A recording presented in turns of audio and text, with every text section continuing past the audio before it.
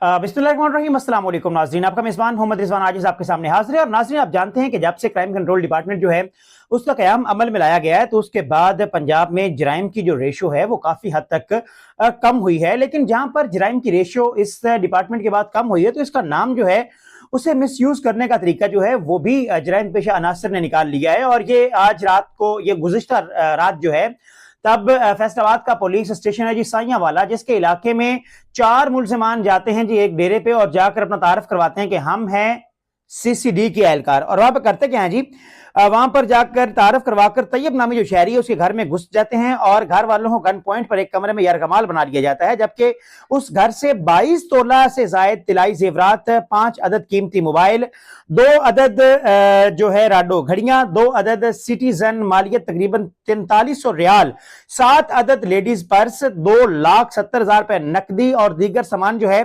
वो लूट लिया जाता है। जबकि जाते हुए फायरिंग करके तैयब को भी जख्मी कर दिया जाता है। जबकि इस वाकये का जो मुकदमा है वो पुलिस स्टेशन साइयावाला में दर्ज कर लिया गया है। और दूसरी जानिब इसी रात 19 जिम्बे हराली जो है बुराली लक में नामालूम चोर गुलाम मुर्तजा नामी गरीब किसान की 8 लाख मालियत की भैंस जो है वो ले जाते हैं। और इससे कबल 24 जिम्बे लाहौरिया से नामालूम चोर जो हैं वो 4 घरों की बकरियां चोरी करके ले जाते हैं।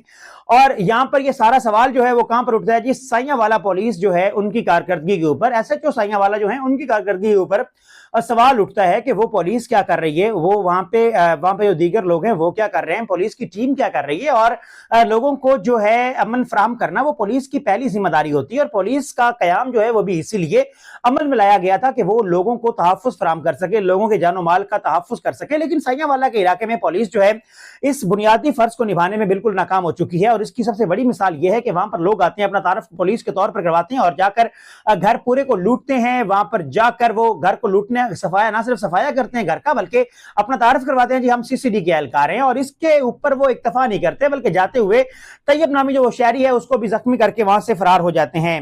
ये एक जो है आप कह सकते हैं जनाब के ये सलामी है जो एसएचओ हैं साइयावाला उनके लिए। और इनके लिए ये एक चैलेंजिंग केस भी बन जाएगा, क्योंकि इस तरह की इतनी बड़ी जो तकरीबन 1.5 करोड़ से जायद रुपए मालियत की ये जो वारदात है, इसको ट्रेस करना उनके लिए एक जो है एक इम्तिहान से कम नहीं होगा। और देखना यह है कि वो इस इम्तिहान को किस तरह से पास करने में कामयाब होते हैं। और फैसलाबाद पुलिस के लिए भी एक चैलेंजिंग केस बन सकता है मेरे ख्याल में, क्योंकि एक जानिब तो एक ही थाने की हदूद में ये सारे वाकयात हैं, भैंसें बकरियां चोरी की गई हैं, वो की थाने की हदूद से की गई हैं। जबकि जो ये वाकया हुआ है इतनी बड़ी डकैती की वारदात का, वो भी उसी थाने की हदूद में हुआ है, जहां पर जो है चोर आते हैं, डाकू आते हैं और आकर अपना तारफ करवाते हैं कि हम सीसीडी के एहलकार हैं। और तारफ करवाने के बाद वो पूरे घर का सफाया कर जाते हैं। और इसके ऊपर अब पुलिस किस तरह से इस केस को टैकल करती है, ये अब देखने के लायक होगा। और इसका इंतजार आपको भी होगा और हमें भी होगा।